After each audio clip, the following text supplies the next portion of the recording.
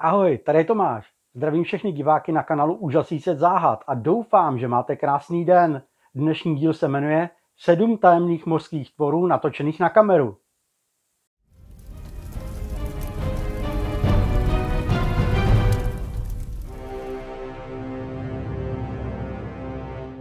Institut Kolumbijské univerzitě zveřejnil závěry, že vědci vědí o vesmíru víc než o oceánech.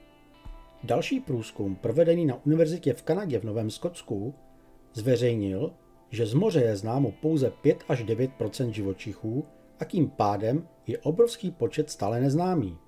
Z přibližně 235 000 druhů, kteří žijí pod hladinami oceánů, si někteří vyvinuli speciální vlastnosti, aby přežili, jako je třeba bioluminescence, při které tvorové vytvářejí své vlastní zdroje světla ve tmě, maskování jako z filmu Predátor, až po speciální odolnost proti extrémně vysokému tlaku v hlubinách. Tyto zvířata našly způsob, jak přežít ve svém záhadami obklopeném prostředí. I když se nám někteří mohou zdát bizarní, přesto nás neskutečně fascinují.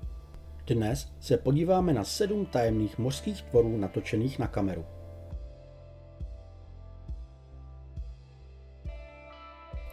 Tyto záběry byly pořízeny v roce 2010 v Mexickém zálivu.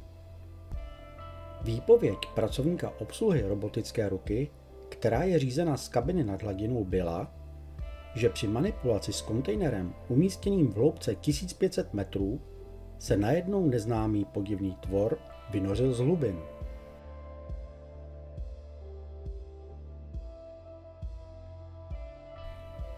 Podle záznamů šlo o velice velkého tvora, avšak o jaký druh šlo, se vedou debaty.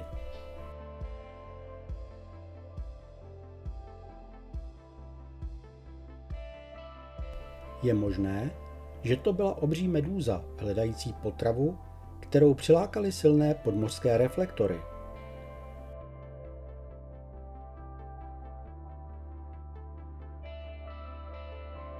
Někteří pozorovatelé tvrdí, že šlo o neznámý druh gigantického hlavonožce.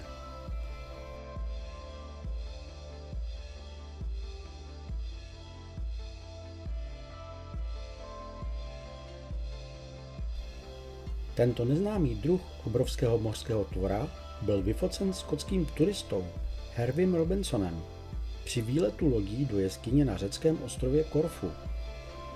Hervy byl samozřejmě v šoku, když si uvědomil, co se před ním vynořilo ze dna jeskyně.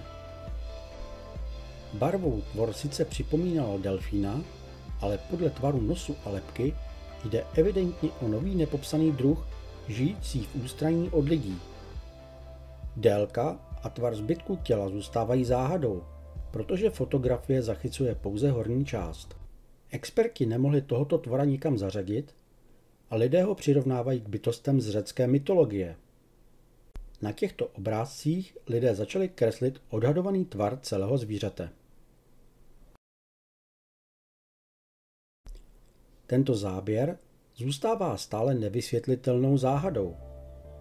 Informace o snímku tvrdí, že byl natočen u floridského pobřeží. Řekněme si o něm alespoň pár evidentních detailů z jednoduchého pozorování.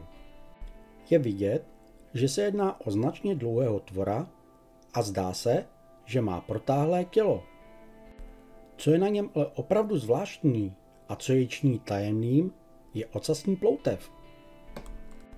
Ta je rozdělena do 3 konců, což je velmi neobvyklé.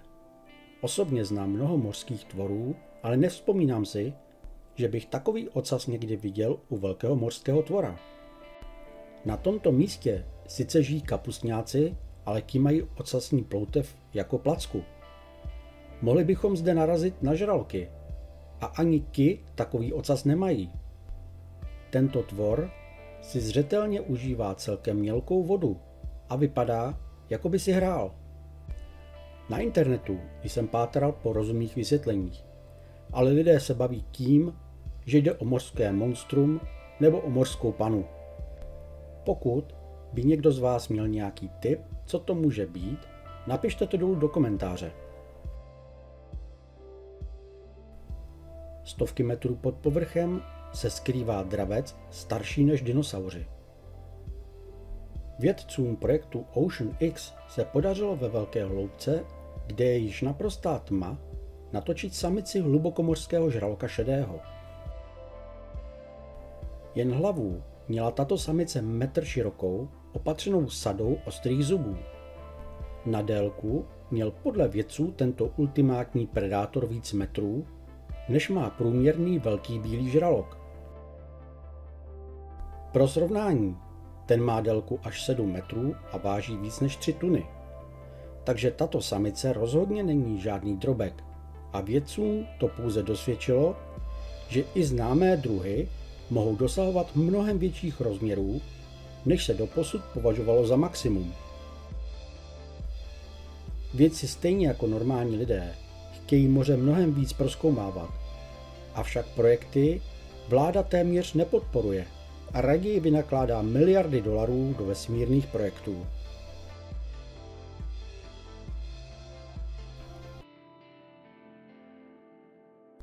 Bizarní záběry ukazují, jak tento několik metrů dlouhý tvor plave těsně pod temnou hladinou řeky Jangtze ve městě Jičang v provincii Čupej ve střední Číně.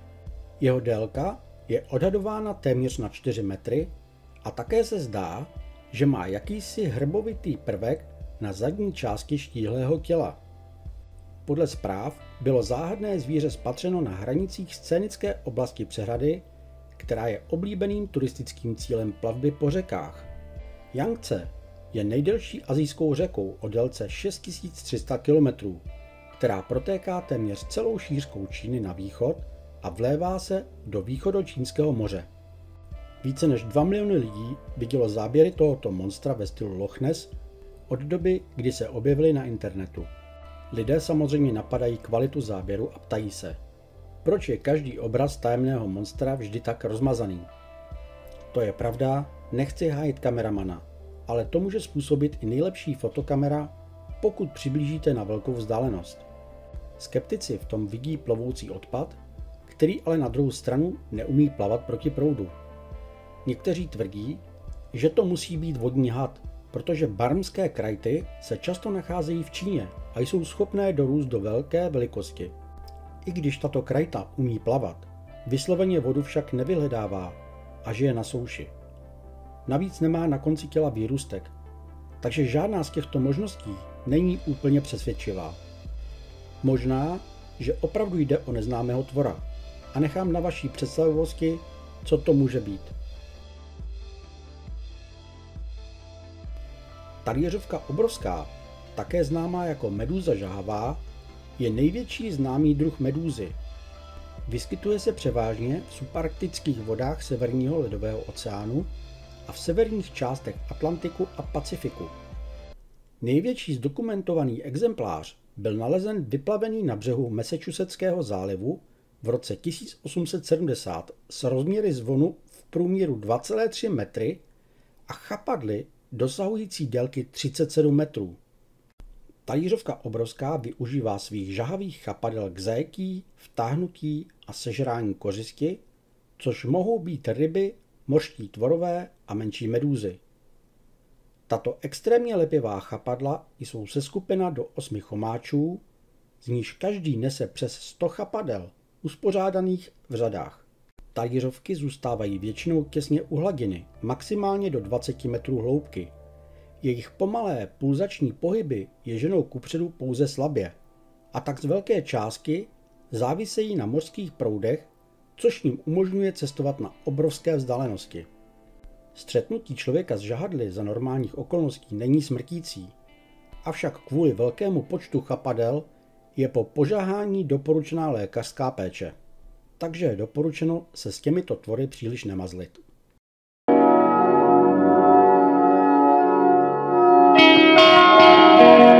Já doufám, že se vám video líbilo a pokud ano, tak ho prosím sdílejte se. Pokud se vám tento kanál líbí a chtěli byste podpořit mou tvorbu, tak naleznete pod videem odkazy na různé způsoby, jak to můžete udělat. Nejlepší je stát se členem tohoto kanálu, což vám přináší i řadu výhod, včetně videí navíc pouze pro členy.